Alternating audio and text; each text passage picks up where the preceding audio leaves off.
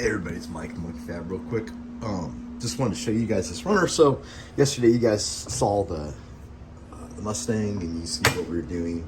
So we basically we just got this out and just cut it off. So this is attached to a flange, and then we're gonna attach all the runners to this guy, and it's going to the turbo. And those are some questions about, like, you know, what the material was and all that good stuff. So I just thought I'd show real quick on what we're using, why, and how. So this is Schedule 10. This is, I don't know why the Chevy world, this is something of a mystery to the V8 hot rod guys. This is like the standard in the import world. Way back in the day, everybody was building their turbo kits for their Hondas out of this guy, this stuff. It's just called scheduled pipe. It's pipe. It's not tube. The stuff you use are 16 gauge stainless steel. It's tubing. It's round tube. This is actually called pipe, and the measurements that are used, the numbers that are used to describe it is nominal, and so it's kind of a funny thing. So like this is, I think this is a 2-inch Schedule 10 nominal. And what that means is that it's actually like 2 1/4 on the outside, or a little bit more than that maybe. And it is, I think, almost 100th thou thick, right around there.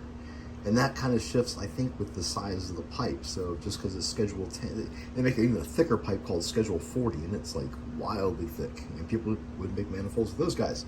So I like this stuff just because it's really thick, it's strong. It's not gonna, in my opinion, I don't think that it's going to crack as easily as like a 16 gauge. So this is 16 gauge. This is the typical, and you guys will see this is what we got. So what I do when I weld it is every joint needs to be properly prepped if you're going to do this right. So you need to kind of 45 those guys, and you just want like a paper thin bland. You actually kind of want it to be a little bit thinner than your 16 gauge if you can get it, and that butts up, so you have your butts all the way through, blah blah blah blah. So this guy's got to get back purged, obviously, because it's stainless steel. And I just set the machine for like 90 amps, and I get the tungsten. I sharpen the tungsten at a ridiculously pointy. Come on, camera, you can do it. Almost like a 45. So sometimes people get these like pencils. I sharpen them like at a really steep angle. Yeah, it's not gonna let you really see it, but it's a really steep angle. And in my opinion, what that does is let you get down into the groove. And that's what I do. Is this thing is purged. We're flowing about 20 CFH or CFM or whatever the hell it is. And when you're purging, you got to back purge. You got to vent. So make sure you vent. I see this.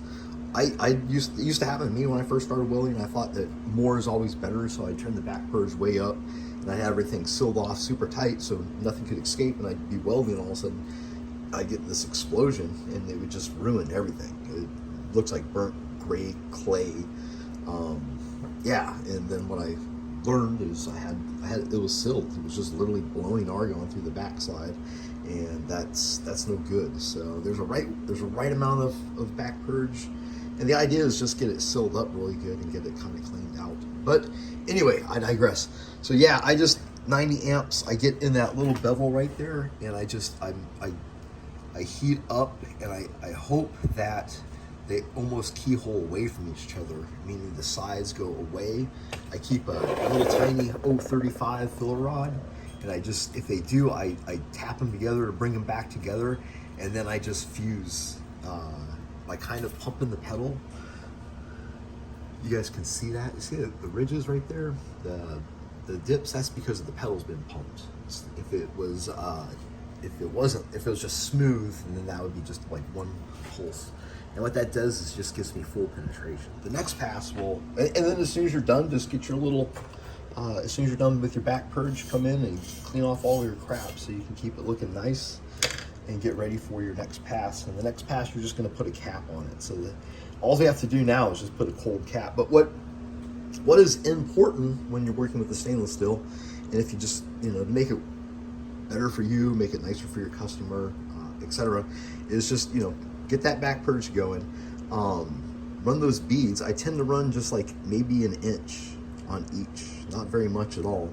And I spin it a little bit, so I'll just kind of do like a spinning as I go up the pipe, and then I'll just let it sit there and rest. I should be able to grab and hold this thing at all times. And if you can't grab it and hold it, then you need to stop, turn on your fan, let it cool down, and then hit it again. You don't want to overheat the metal. You want it to look, you know, nice and keep the stainless properties, all that good stuff. But yeah, that's Schedule 10 pipe. It's pretty cool, in case you guys have never seen that before. I built my manifold for the Phoenix out of the exact same stuff. And yeah, it's super strong. It'll hold the turbo all on its own. No need for braces and stuff like that. We're going to do that stuff anyway. Just make it extra nice, but that's how it works.